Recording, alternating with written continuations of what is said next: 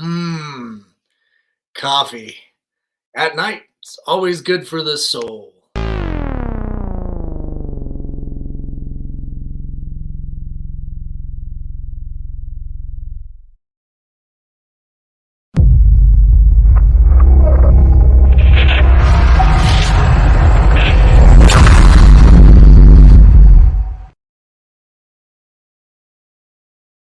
This is COFOH Live Undead. I am your host, Daniel Crosier, and I am joined by the amazing James Sabata of the Necronomicon.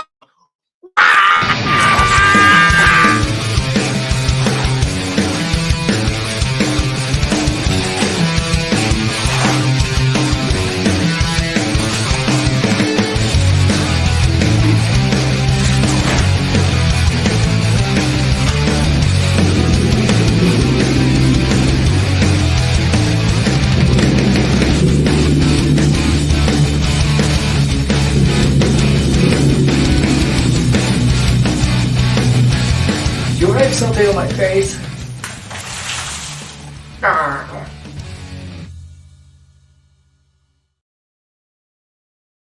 James, how are you, sir?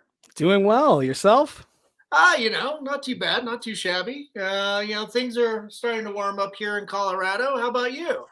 I'm in Phoenix and it snowed on the mountains, like just where I could see it. And I was like, no, I'm good. I don't need that.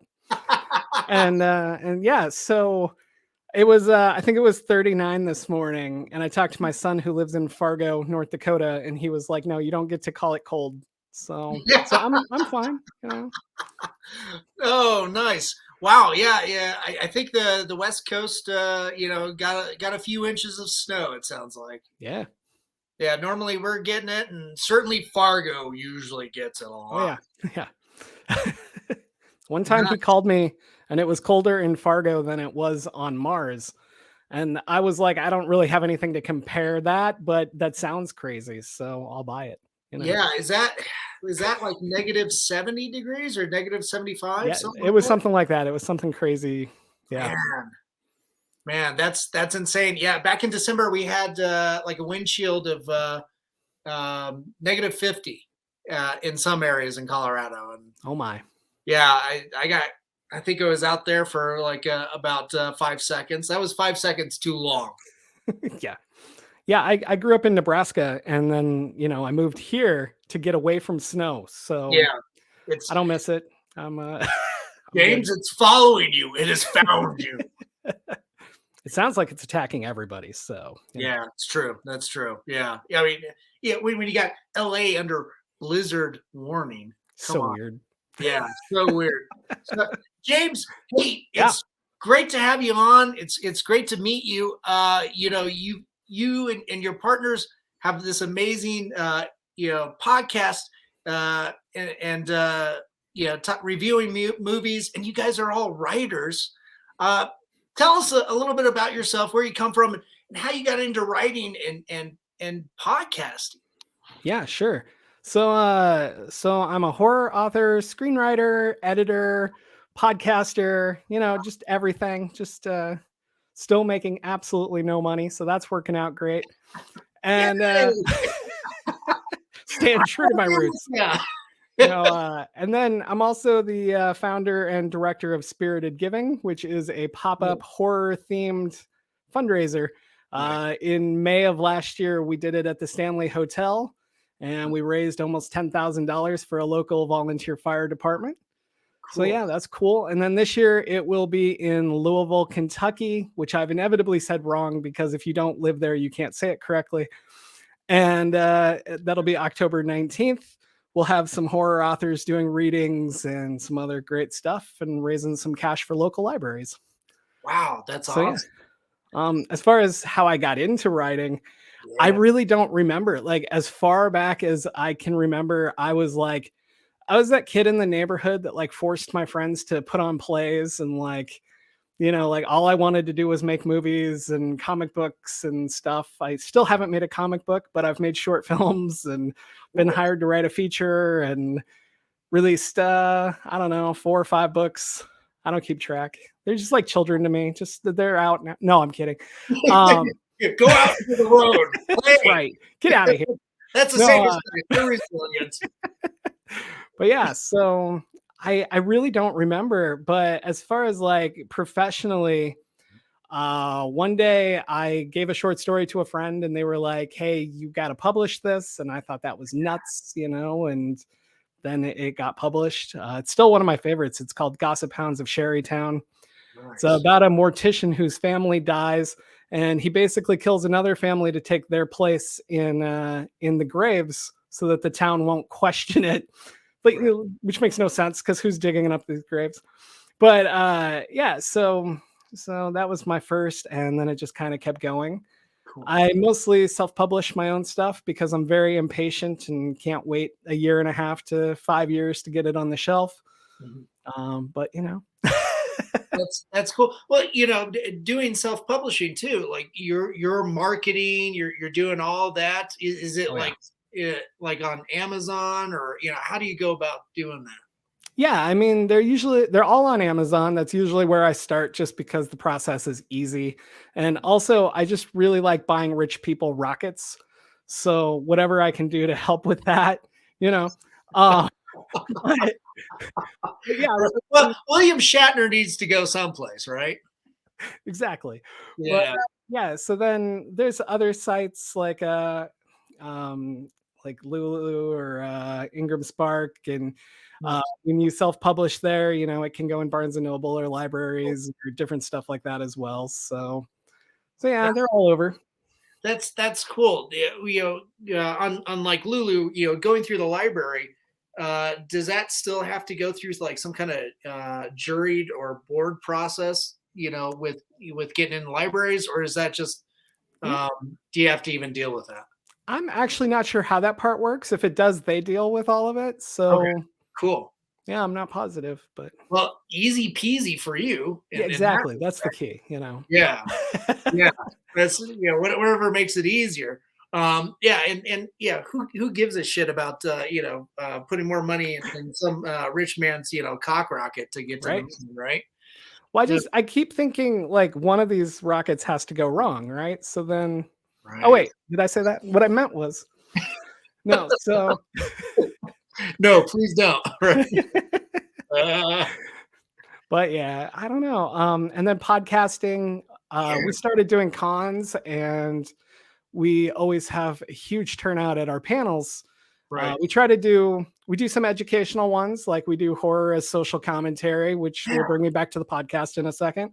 Yeah. But we do like really fun audience interactive panels, like we did Kill, Marry, Shag Universal Monsters.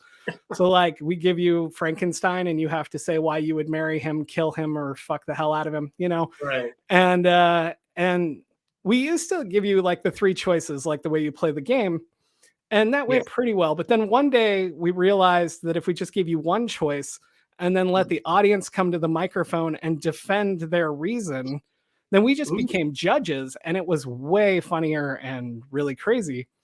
Yeah. And so these panels that we do, they're just always full.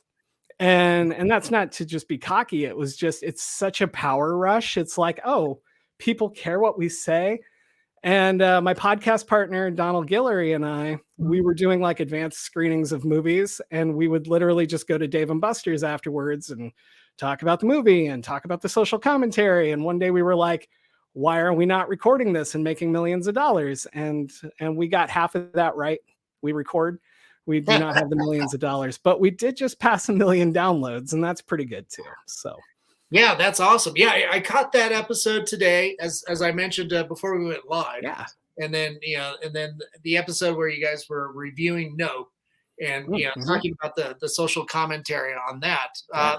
The panel sounds absolutely awesome. I know Brett just chimed in, speaking of which, and he's just like, "Hi, James, maybe a panel or a live podcast or something at COFOH this year."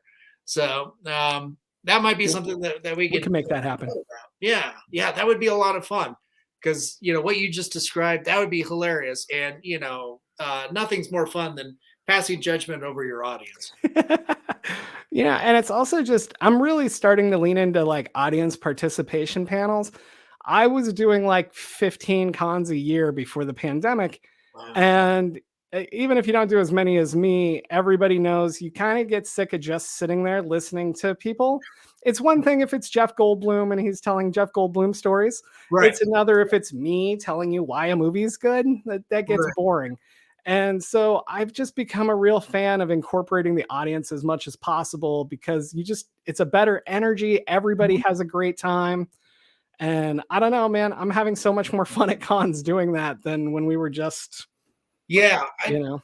Yeah, when we do our shows, we're all about like the creative activation and the audience getting involved as much as possible, kind of putting them at the center. It's like, yeah, we've got our celebrity guests and they're amazing, but Mhm. if we can get like creative projects going with our guests and the audience and Oh, yeah.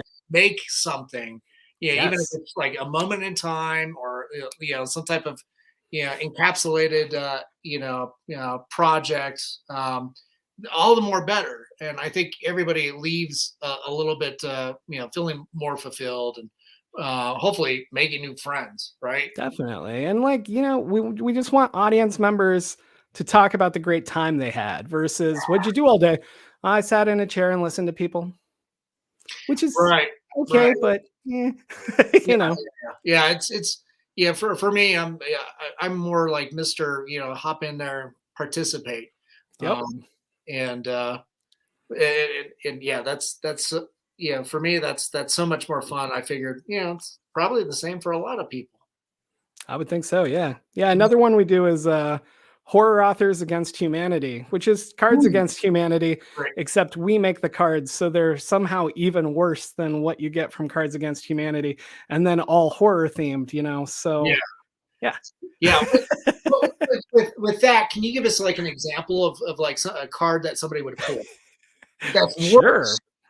Yeah, sure. So Uh, we have some safe ones that are funny, but they're still like just kind of there to even things out. So like one of the answers might be the black guy who dies first, right? yeah. Just that slight offensiveness. But then we have like using Chucky as a fleshlight, you know. Yeah, yeah. That's awesome. Or Okay. the single most offensive card I've seen played when we do this was it was herpes that now identifies as them peas. And the room went silent for like 3 seconds and then they busted up laughing. And I was Right. like, I Ooh, think that's the exact reaction you were going for. But right, right. and the guy Uh, who made the card and played it just sat there just straight face staring at the audience and it was amazing. damn, So yeah, damn, that's intense. just crazy stuff like that. And that was in Salt Lake, Utah. Oh, So yeah. nice, nice. who are Oh, who are amazingly huge horror fans. We didn't know that the first time we went. yeah, And they're so knowledgeable and cool and I don't know. It's just not what I expected. It was awesome. yeah. I kind of, yeah, we kind of realized that too about like Utah in general. I Mhm. think you're religiously Mormon controlled. You're going to have that that massive population that's really into subcultures Yep. as a response. I think it's just a natural thing. It's like going into like something like the Bible Belt or the Deep South, where you've got just these massive religious controlling factions, and Mhm. of course the number those are the areas that have the number one porn downloads. Yep. It's like, duh, you're going to repress stuff. People are going to do the opposite. Yep. And we're always going to just be drawn to whatever we're told we're not supposed to do. That's That's right. just human nature. So That's right. That's why I still pee on my neighbor's bush. I will fucking kill that thing someday. I actually did a panel where I tried to convince people that Jason Voorhees is just the angel of death enforcing the commandments. So so that was fun. I'm sure you'd have a church group get behind that. That sounds reasonable. I think that you tell them that stuff, it's like, what? Okay. So yeah. Oh, it's also the Temptation of Christ Part 2. Like, great. It's a snuff film. I love it. You'll love this part. He rises from the dead. Yeah, But yeah. This time he's got a hockey mask. He skates. But yeah, man, it's been crazy. It's just so much fun. Like cons are cool anyway, Yeah. just because you're with people that like the stuff you like or like similar stuff, or people are just so excited to be there. I love the positivity of cons, not so much the comments online before and after, but the actual in person. Yeah.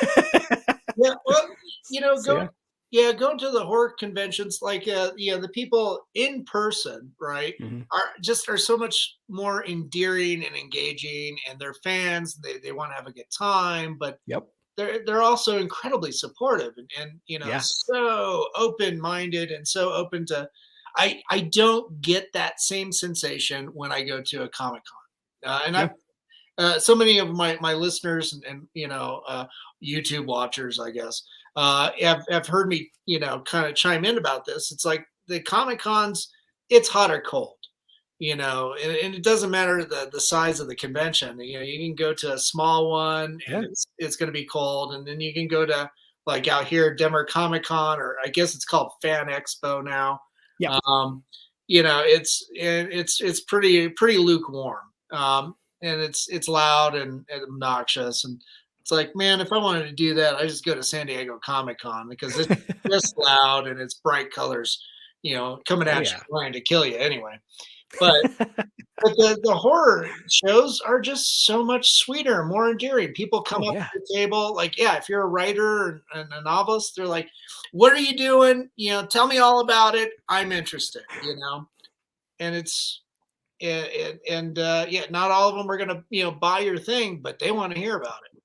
Well, and I feel like even the guests, and I went to a casino with Tony Todd, who played Yes. Candyman, so like, I've spent a lot of time around guests, Yeah. and like Kane Hodder, people like that, like they'll just chill at the bar Right. and just hang out with you, and you can just Yep. walk up and talk to them. And I go to major cons, and I get it. Like you're an A-list celebrity, you're not just going to hang out with whoever, but Right. it's just such a different vibe that you don't get anywhere that's not a pure horror con. It's like Right. it feels like everybody that's been in horror movies like legitimately is so thankful and full of gratitude that people keep watching their stuff, Yeah. and Yeah. and they're so cool about giving back, whether it's like our fundraiser, like Kane Hodder donated a signed machete last year, so Cool. whether it's something like that or just taking the time to thank people for watching, I don't know, Children of the Corn 10, whichever one Yeah. that was.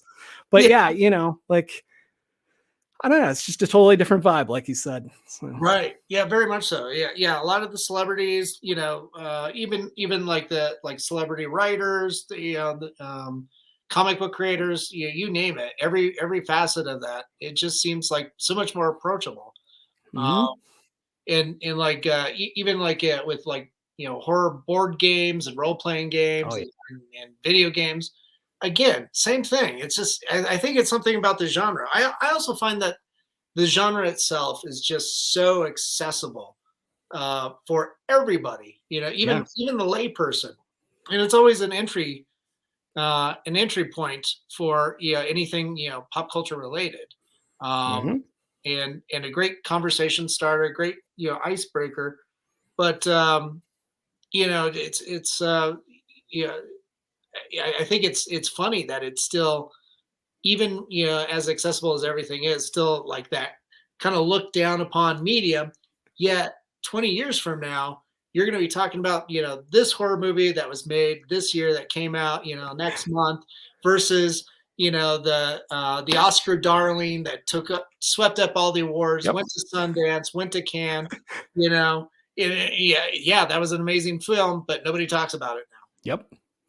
I mean, it's crazy. Like, I look at the films people talk about from the 80s or things like that, and you can't tell me anybody set out going, Chopping Mall will forever be tied into, Right. no, nobody was thinking that. They just made a movie, Yeah, and here we are, I don't know, 40 years later, something. And still chatting about I it. still see people, like, I see people in the wild who are wearing a Chopping Mall shirt, and it's like, Oh, that's nice. so weird, like I Yeah. love it, but I Yeah. don't see that with anything else. Nobody's wearing a Shawshank Redemption shirt, even though it's my favorite movie of all time.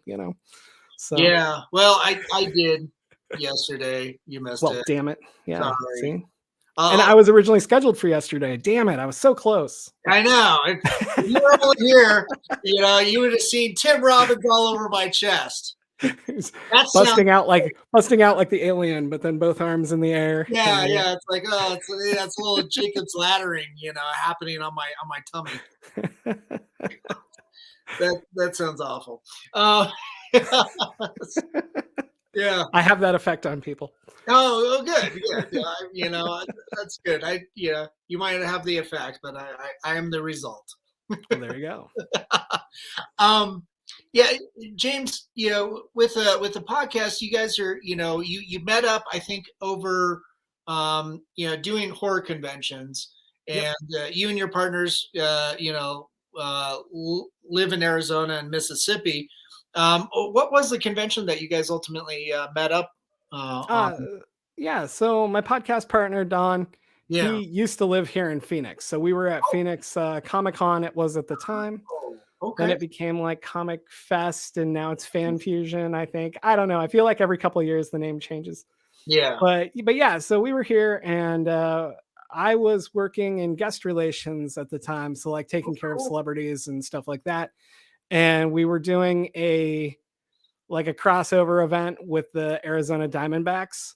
And so we had some cosplayers come in and meet kids at the event or things like that. And then in exchange, they gave us a nice suite up top with unlimited food. So I don't know if there was a game or not, but no, missed the whole game. I was just very busy eating nachos. But that is the neighborly thing to do. But yeah, so that's just where we hit it off and started hanging out a little bit, but not a ton. And then we did another event where it was like laser tag and bowling and something else, basically for kids to get them interested in Phoenix Fan Fusion, Comic-Con, whatever it was at the time.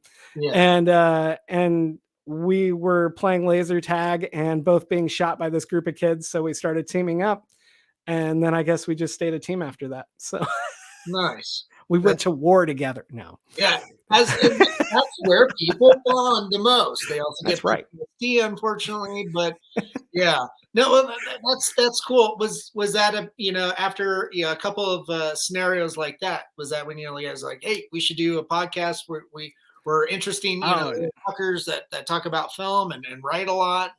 No, I mean, it was probably a good 7 years later, something like that. And we just started doing panels at cons, and people kept going, oh, I wish you could do this more. Like, can you go to this con or this con? Like, cause there's all these little cons around Phoenix. Right. And then we were just like, we should do a podcast. And I totally thought it would fail. So I only agreed to do 13 episodes. And I think now we're at 220, something like that. Hats off to you. That's a way to stick with it. Cause that kind of relationship and that kind of dedications, that can be tough to come by. Well, and I feel like, so 35 of those episodes are the Simpsons Treehouse of Horror. And we decided, oh, hey, they're on their 31st one. We should do 31 days of these.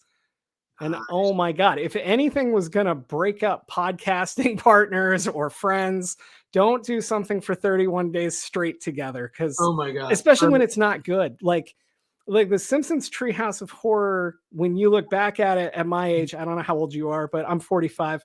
And we look back on these glorious, few seasons, Yeah. And then we thought that kept going for 31 years, but no, it did not.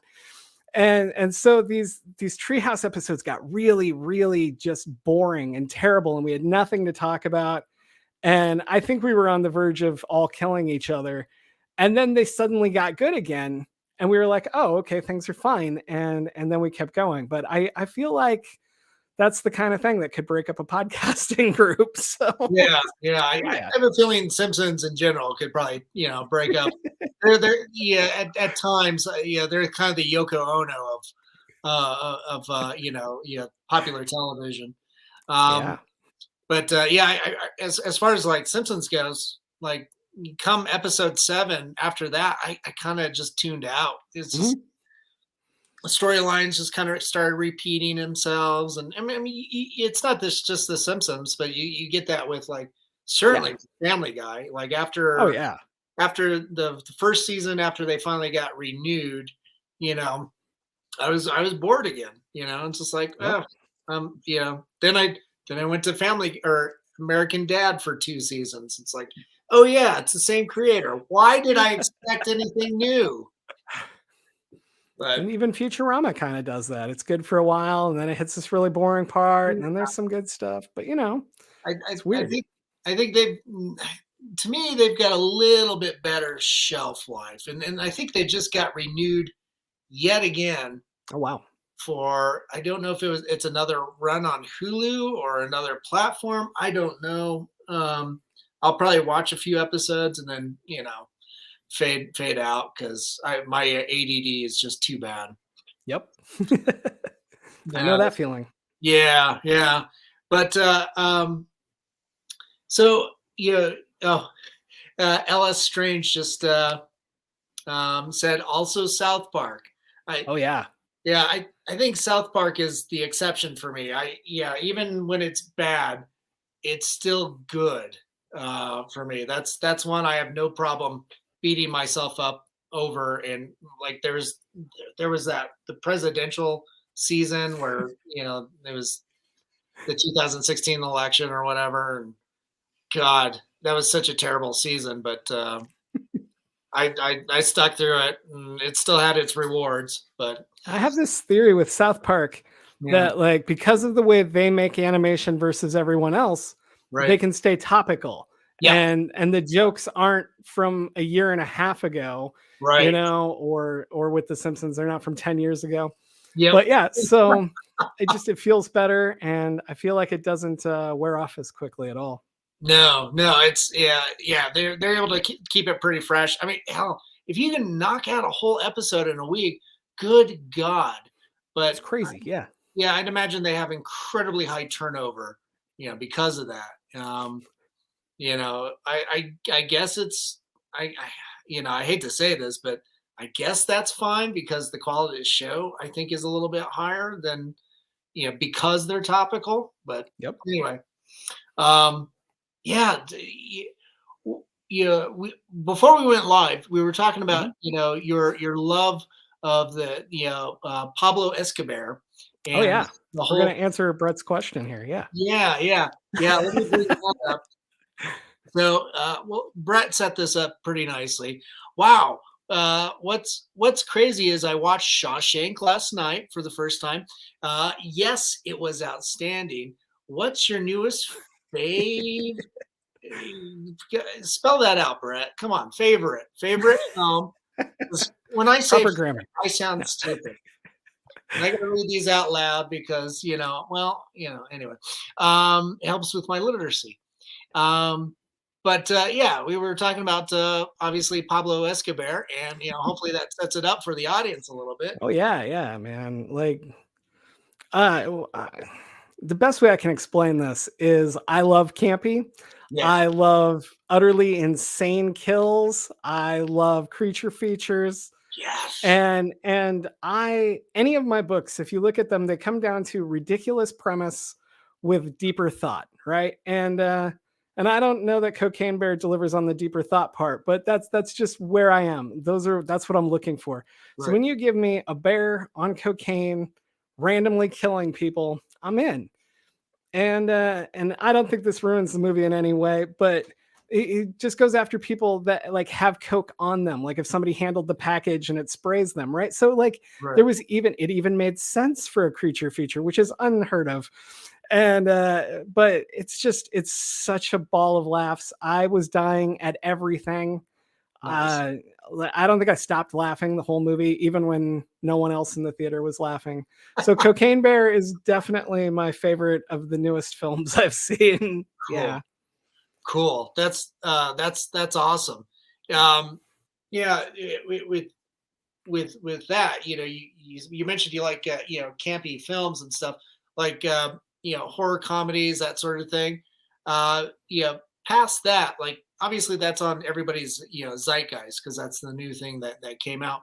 but when it comes to like kind of comfort campy movies, what's your go-to? It depends on the season. Anna and the Apocalypse is one of my absolute go-tos. It's a Christmas zombie musical. Yeah. And so right there, just what the hell were they thinking? Right. And then it's amazing. And I would argue that they put more work into the songs that they sing than most musicals I've ever seen. Yeah. They're so perfect and just not what I expected going into a musical horror movie at all. Right. I was expecting Trauma. Nothing against Trauma. I love Trauma. Poltergeist is one of my favorite movies ever, which I was about to say as well. Yes. I can't eat chicken without looking at my wife and going, I know it's bad for me, but I love the skin. And after, like 12 years or something, she just hates me so much for that kind of stuff. So but yeah, so those two are definitely my go-tos. If I'm going for just like a slasher kind of feel, Mhm. this will get me killed, but the Friday the 13th reboot I love because it's Oh, like watching 4 movies at once because they took all these pieces from them. nice. And I just really like the kills in it. There's a lot of it that doesn't make sense, but It's almost like the greatest hits. yeah, kinda. And then when we did the episode on our podcast, we talked about how the movie's really just Jason protecting his weed. He has it's this giant marijuana farm, and Jason's out there. So I figure this must be how Jason gets money. Yeah. This is what's important to him. They came, they messed with the weed, he killed them all. So Yep. that's just fun in itself. Well, and it came out, just before it started becoming legal in places like Colorado. Yep. Yeah. And then God, the other that I could watch, I don't even know how many times I've seen them. I'm a huge Saw fanatic. Ooh, okay. I don't claim Saw 3D as part of anything, but outside Okay. of that, I'm a huge fan, and I think it's one of the few places where, when sequels come out, how Yeah. they don't care. They just want to make sequels and make money. And Yeah. for some reason, the Saw writers tried to make the overall story make sense, like to its detriment. Like it's so Yeah. heavy and so twisted, none of it could work, But like 6 movies in, they're still like trying to pull something from movie 1 and be like, that's why that happened. Oh, And so that's just yeah. fascinating to me from a writing point of view. Like, why are you putting this much work into it? Yeah. Yeah, I'd have to say that I've never really been a Saw fan. I always liked the premise of the first one that James Mhm. Wan did, and Yeah. I just thought the execution was just like, oh my god, I can see Carrie Elway's cut off hand sticking through the sleeve.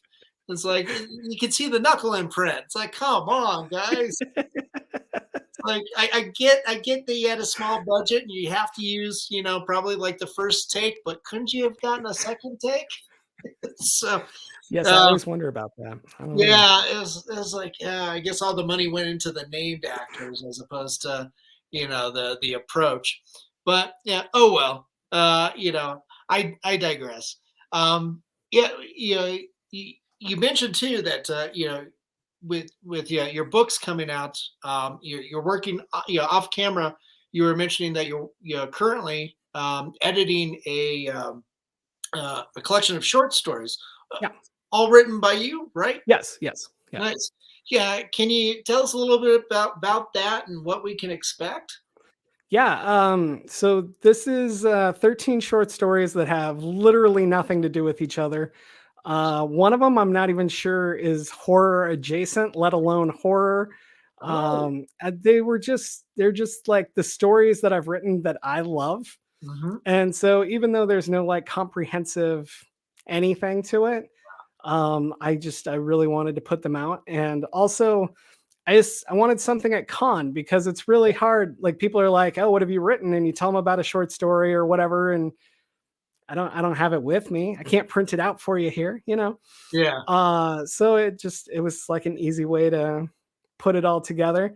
And so I'm calling it random shit from the bowels of my brain because, nothing comes together. It all just pushed out wherever it wanted. So there you go. The random shit that came out from my brain. That's Yep. great. Yeah, that Yes. sounds awesome.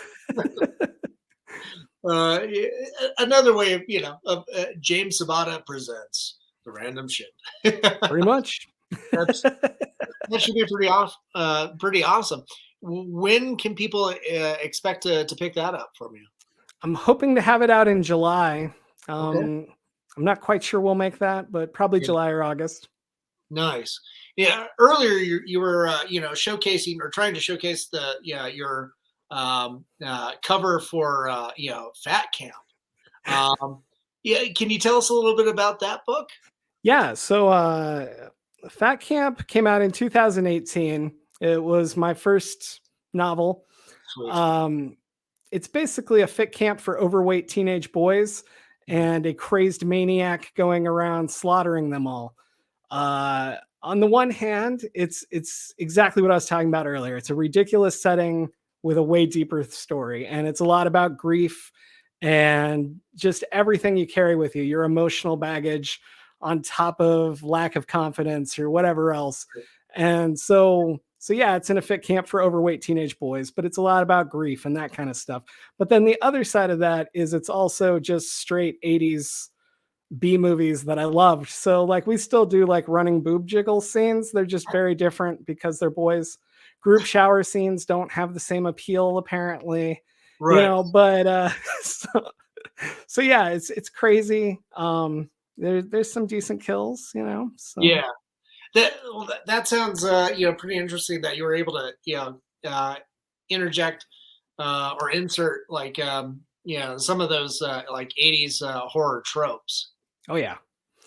Yeah, like there's like one part like there's I counted once because my screenplay manager made me count, and I think there were 87 references to other horror films, but a lot of them are just like quick little tiny things, Yeah. like somebody asks this main character which cabin he lives in, and he says it's the last cabin on the left.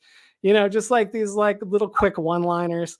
Then Right. there's like a scene where one of the characters just lists like every motivation that anyone ever had in B movie history.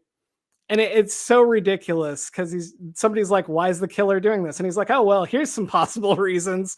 And then he's like, his mom was in a psych hospital and the nurse did something, like just these horrible things that we just loved growing up. And so I threw them in just to be ridiculous. Yeah. Oh, that's fun. That I think that's the beauty of just writing, being able to create your own stuff.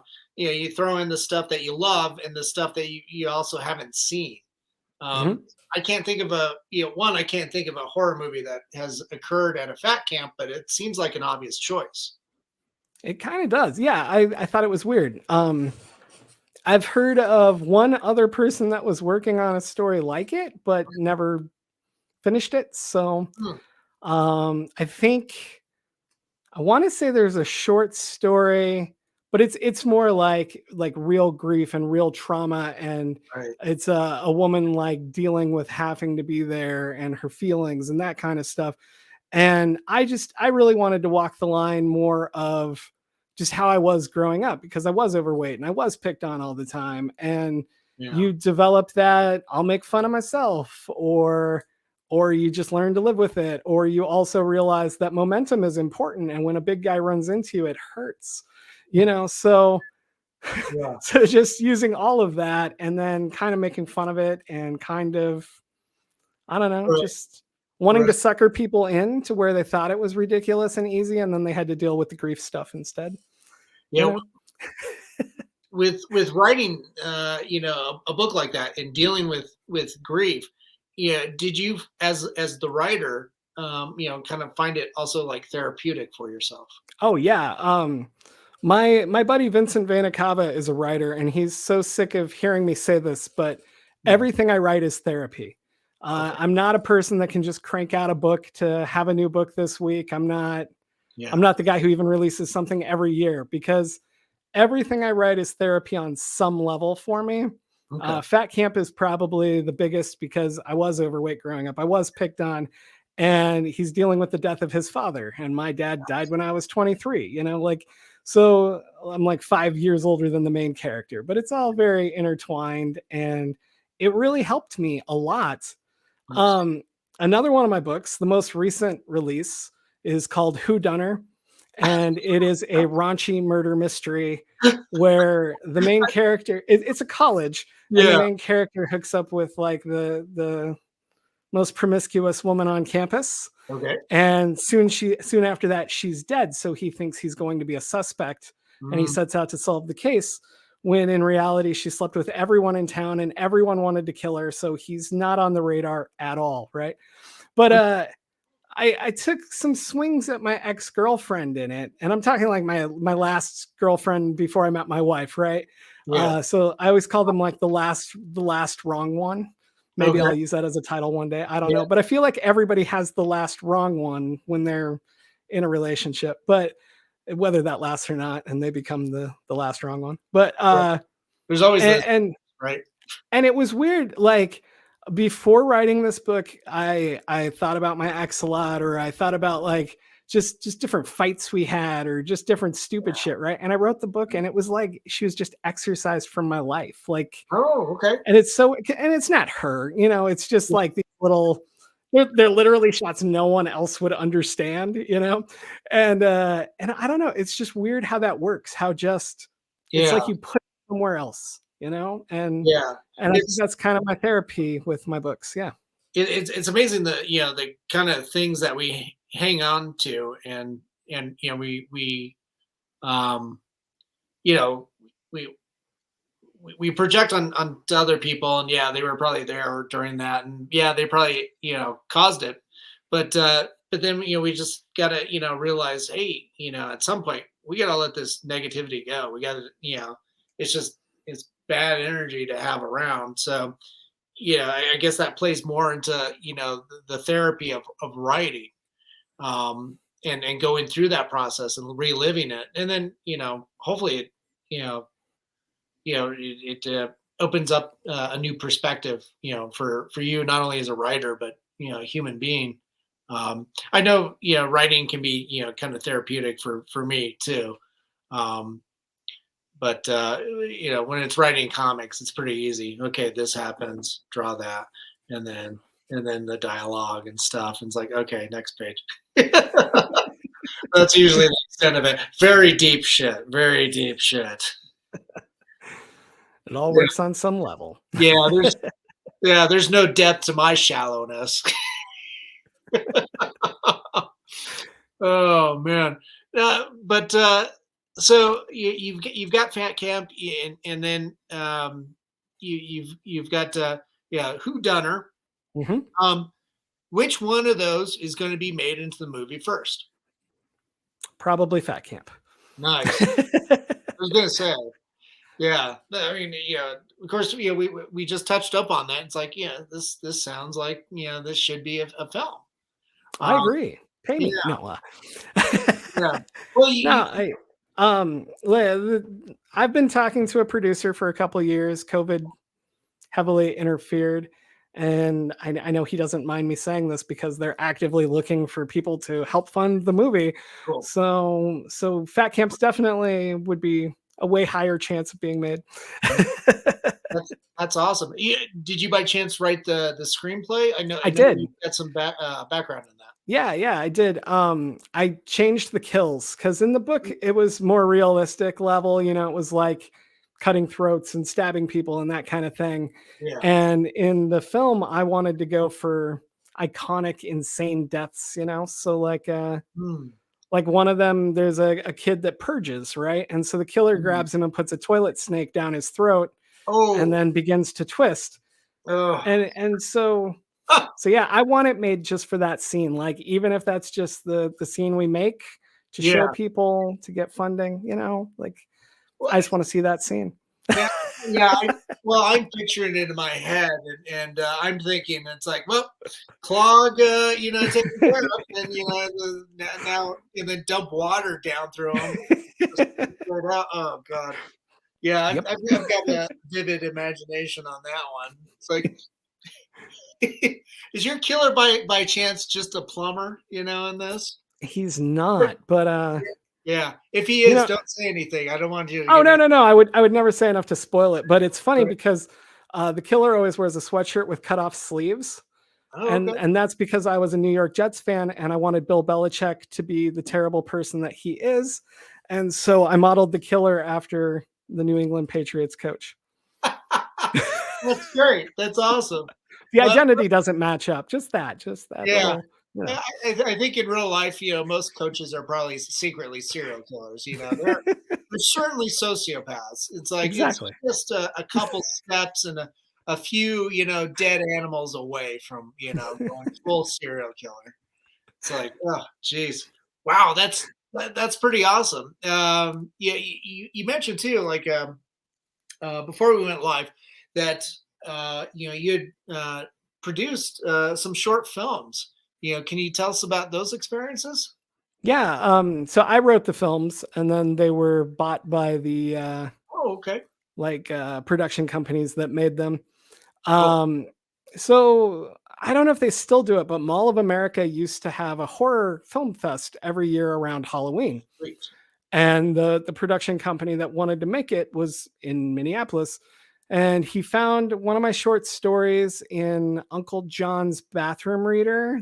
They had like a fiction thing. So I entered Right. and they published one of my stories. And he found that and he wanted to make it into a film. Cool. And every time he went to film it, something terrible would happen. Like Ooh, I don't remember the details exactly. This has been several years, but I think like somebody in his family died at one point, and oh, so things just always got put off. And so one day he was like, "Look, I don't have time for this, but if you want to enter, we could just like if you want to write something else." Well, so I wrote this short film, and this is all going somewhere, I swear. yeah, That's called "This Stays with the House." yeah. And This Stays with the House is really based on my house. Oh, When we moved in here, in like you come in the front door and there's a closet to your left. And in that closet, there's a man's three-piece suit with a piece of painter tape on it where someone scribbled, "This came with the house, it can stay here." And I have lived here for 13 years and I've never touched this thing. I will not touch this thing. I don't let people who come over touch it. I'm like, I'm not even superstitious, but don't push it. Just yeah. it's no reason to try. Wow. And so I had been telling him the story about that. And then he's like, "That's it. That's a one location short film. That's easy." And we went on and won, I don't know, something like 6 awards that night at the Mall of America Film Fest thing. And the one I care about was audience choice. We won Yeah. audience choice. Nice. Anytime you win audience choice, that's the one you got to push because that's the one that matters. Yeah. Yeah. Most definitely. That sounds absolutely amazing, and it's also autobiographical. Yeah. Yeah, it's Wow. pretty crazy. Wow. That's so cool. Yeah, James, we've just got a few more minutes. Yeah. Uh, but can you tell the people out there, where they can go to, purchase your books and your stories? Yeah, sure. If you just go to jamessabata.com, pretty easy. Or just look up James Sabata on Amazon. They will definitely be there. Those are the easiest ways. Any convention I'm at is good. Um, yeah, that's basically it. Most of my stuff is at jamessabata.com, or our podcast is thenecronama.com, which Yeah. was a great idea in writing and not so much saying it out loud for Yeah. 4 years now. I think I fucked that up, early on when I Nobody, introduced. Yeah. Yeah. you put the though. Most people just put www.necronama.com, and that goes to this whole different website.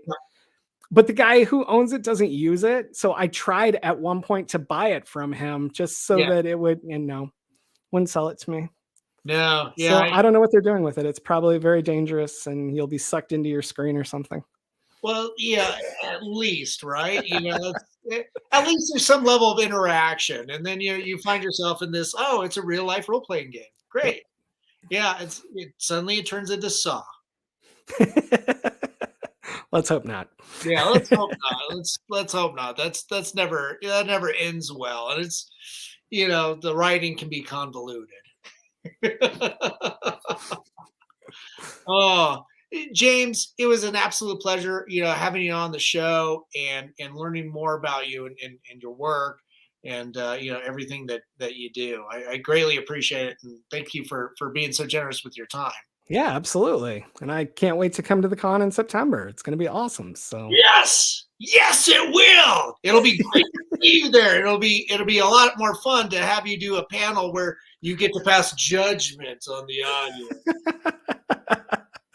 excellent. Yeah.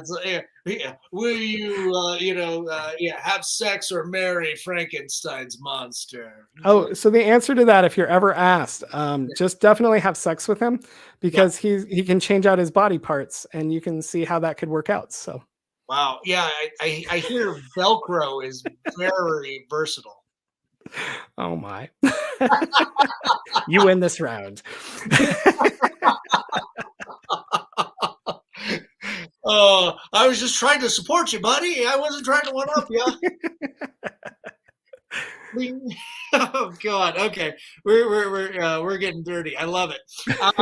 James, I can't wait to meet you in person. But it was great chatting with you digitally. Hang out for a few minutes while we sign off. Okay. Yeah. All right. And again, thanks so much for being so generous with your time and teaching us so much of what James Sabata does. I Thank love you. it. And to everybody that tuned in, thanks so much for tuning in and joining us this week. And of course, to our sponsors, to Mutiny Information Cafe. If you're going to start a revolution, make sure you're caffeinated. And of course, our friends at Hellfire Entertainment. Thanks for rebroadcasting us on your social media. And to Groovy TV. And of course, to Alien Donut Films and Angela Joseph Productions, to Bill and Angela over there. And to my producers, Lily Fisher and Amanda Armstrong and Stefan Santa Cruz, thanks for putting up with my shit. And to everybody out there, hey, have a good night. Look out for each other, help each other out during tough times, and stay spooky. Until next time, take it easy, everybody. We'll